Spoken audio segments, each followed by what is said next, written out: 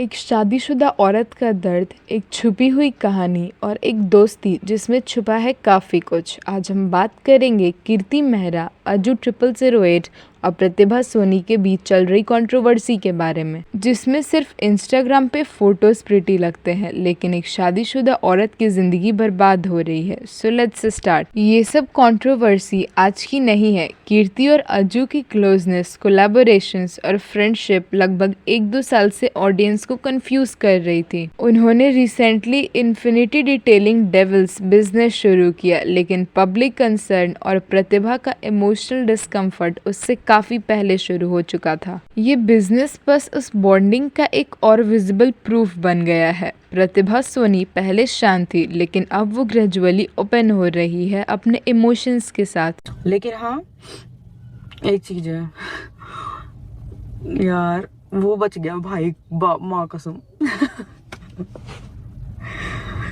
बस मैं फंस गई।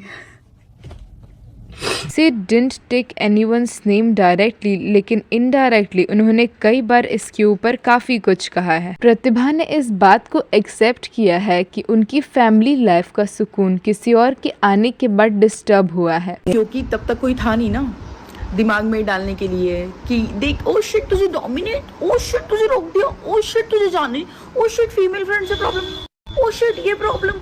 ऐसे तो नहीं होता है, ओपन माइंडेड होना चाहिए, ये होना चाहिए। कोई बात नहीं, क्या हो गया, बच्चा पाल रही तो अकेले पाल लेगी, क्या हो गया, तू घूम ही तो रहा है, तू तेरा काम ही तो कर रहा है, तू यही तो कर रहा है। क्योंकि कोई दिमाग में डालने वाला था नहीं ना ये चीजें, इसलिए चीजें लाइन पे थी। जब एक औरत रिपीटेडली हिंट करती है कि कोई थर्ड पर्सन उनके रिश्ते को तोड़ रहा है, तो वो बस एक जेलस वाइफ नहीं होती, वो एक इग्नोर्ड पार्टनर होती है। प्रतिभा का टोन इमोशनल है, जेन्युइन है और उसमें सिर्फ एक माँ और एक बीवी का फ्रस्ट्रेशन बोल रहा है। भाई लड़कियों, जिंदगी में भी किसी लड़की को अपने घर के अंदर मत घुसने देना। ऐसी लड़कियों को जो इस तरीके से जिंदगी बर्बाद कर देती है, कभी मत घुसने देना। जो इस तरीके से, जो पागलों की तरह प्यार करने वाले आदमी को ऐसे कन्वर्ट कर देती है। This is not really something spoken out of insecurity, बल्कि ये एक वुमन से निकल रहा है क्योंकि उसका पति उससे दूर होते जा रहा है and still she is not able to figure out the reason. पहले अजू बिल्कुल साइलेंट था, लेकिन अब उसने एक इनडायरेक्ट क्लैरिफिकेशन दिया है। मैंने बोला भाई, वो इसलिए चुप ना है कि हम ना, इसलिए चुप नहीं थे कि हम गलत है या हम कुछ गलत कर रहे थे। नहीं भाई, हम इसलिए चुप थे क्योंकि हमें पता है कि सोशल मीडिया पे ऐसी चीज़ें लाना क्या दुखदायक दे सकती है। बट हमने हमेशा इग्नोर ही किया। बताए मुझे व्यूज नहीं आएंगे बिना कंट्रोवर्सी के। लेकिन ये बात पब्लिक को कंफ्यूज कर रही है। जब कंट्रोवर्सी ऑलरेडी इतने वायरल हो चुकी हो, जब आपके घर के पर्सनल कन्फ्लिक्ट सोशल मीडिया पर डिस्कस हो रहे हो, तो बस ये पर्सनल मैटर है कहकर साइड हट जाना इज नॉट फेयर। और सबसे डिस्टर्बिंग बात तो ये थी, लिसन टू इट फर्स्ट। मैं बताता हूँ, टारगेट सॉफ्ट टारगेट मेरे दोस्त मिले, इनको पर डाल दिया, ये चीज़ रीज़न है।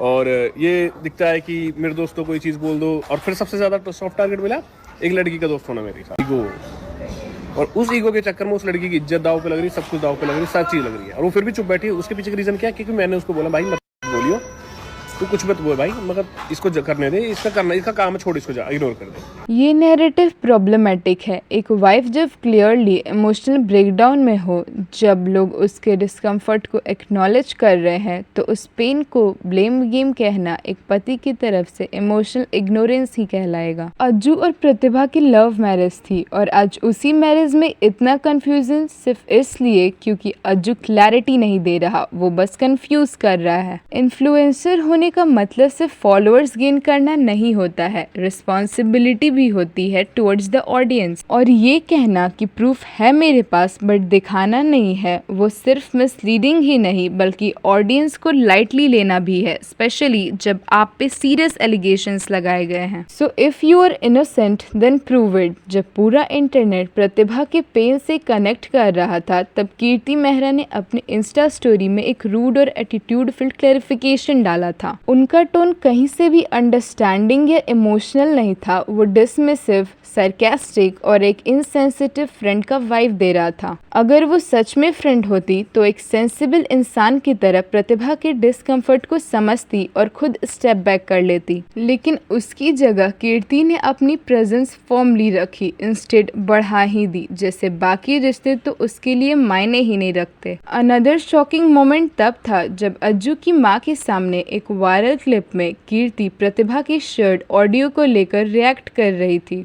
which Pratibha claimed that it was her mother-in-law questioning Kirti over her relationship with Ajju. Have a look at both of the videos firstly. ये कर तेरी तो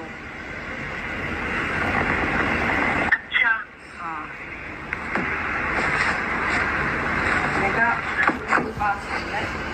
हाँ जी अज्जू को ज्यादा छोड़ दे, मेरा घर भी गड़म लग रहा है, मेरे त्योहार भी नहीं मैंने जब मैं प्यार तक कह रही हूँ तो आंटी मैं तो नहीं मिलती हूँ। तू झूठ बोले तो रात नहीं नहीं कल तो मैं सीए के पास गई थी, पहले उसको पेमेंट वेमेंट चाहिए थी, तब उसको भी काम था तो तब मिले थे, उससे पहले तो नहीं मिले। दे मैं तो प्यार तक कह रही हूँ दे बेटा, अब बहुत बढ़िया प्यार तक कह रही हूँ।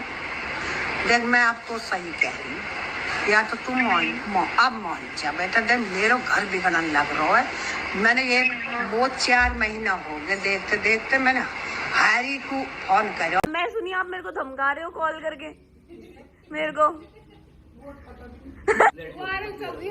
Like seriously, if Kirti had to reply it back, she would have done it in a better way. This one felt so mean and rude taunt type का। सेंसिबली तो हैंडल करना ही चाहिए था, बिकॉज एक होम ब्रेकर का tag लगाया जा रहा है उनके ऊपर। वहाँ लोग इमोशनल क्राइसिस में हैं और कीर्ति इस सिचुएशन में नॉर्मल व्लॉग शूट करके अज्जू के साथ चिल करती रही और पता नहीं क्या पोर्ट्रे करना चाहती है वो, किस वैलिडेशन के लिए वो अपने कैरेक्टर तक पे बात होने दे रही है।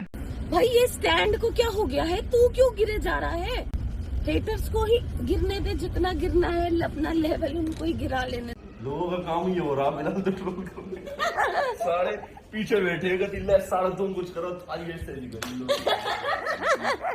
गुड जॉब गाइस, मतलब तुम जो कर रहे हो उसमें अपना बेस्ट दे रहे हो। मतलब आसपास के कई काम में ऐसा ना कर सके जैसे मैं कर दिया ना कई काम ना कर सके ऐसे, मतलब हम सारे भी ना कर सके जैसे ये कर सके ना। मतलब तुम जो कर रहे हो अपने, मतलब एक होता है पॉजिटिविटी फैलाना, एक होता है नेगेटिविटी फैलाना। और तो गए गुजरे हो कति नहीं, मैं गए गुजरा भी नहीं कह रही, मैं कह रही हूँ जो तुम कर रहे हो उसमें अपना बेस्ट दे रहे हो तुम। भगवान ने 100 में से ऊपर है 200। अब तो ऐसा लग रहा है दैट ये थर्ड व्हीलिंग नहीं बल्कि कॉन्शियस इंटरफेरेंस है, और अगर वो ट्रूली मैच्योर होती तो उसका रोल ये नहीं होता कि वो एक मैरिज के बीच में खड़ी हो जाए। उसका रोल होता कि खुद अपने आप को हटा दे, लेकिन उसने ऐसा कुछ नहीं किया। ये कोई दोस्ती नहीं, ये इररिस्पॉन्सिबिलिटी, इनसेंसिटिविटी और ईगो स्टबर्ननेस है। और इसी वजह से लोग कीर्ति मेहरा को सिर्फ इररिस्पॉन्सिबल नहीं बल्कि सेल्फिश भी बोल रहे हैं। जितनी क्लैरिफिकेशन कीर्ति ने दी उतनी ही सिंपैथी प्रतिभा के लिए बढ़ती गई। कीर्ति को अपने लिमिट्स पता होने चाहिए, साथ ही अज्जू इतना इररिस्पॉन्सिबल कैसे हो सकता है? जब आप एक मैरिड मैन के साथ हर टाइम प्रेजेंट हो एंड सिर्फ आप ही रहते हो इंस्टेड ऑफ हिज वाइफ, और फिर बोलोगे मैं सिर्फ फ्रेंड हूँ, तो लोग बिलीव कैसे करेंगे? वो प्रूफ देखते हैं। अज्जू को अपनी ऑडियंस के लिए ना सही लेकिन अपने घर के लिए थोड़ी तो अकाउंटेबिलिटी लेनी ही चाहिए थी। कीर्ति को यहाँ क्लैरिफिकेशन से ज्यादा सेल्फ रिफ्लेक्शन की जरूरत है। अगर सच में दोस्ती थी तो प्रतिभा से डायरेक्टली रिस्पेक्टफुली बात क्लियर करती, लेकिन वो नहीं हुआ और इसलिए ये कंट्रोवर्सी रुकी नहीं, बढ़ती गई। ये केस सिर्फ एक मिसअंडरस्टैंडिंग नहीं है but itself is the proof कि जब रिश्तों की बाउंड्रीज डिफाइन नहीं किए जाते तो डैमेज होता है and sometimes it's irreparable. Well, इस बात पर आपकी क्या राय है? Don't forget to comment it down.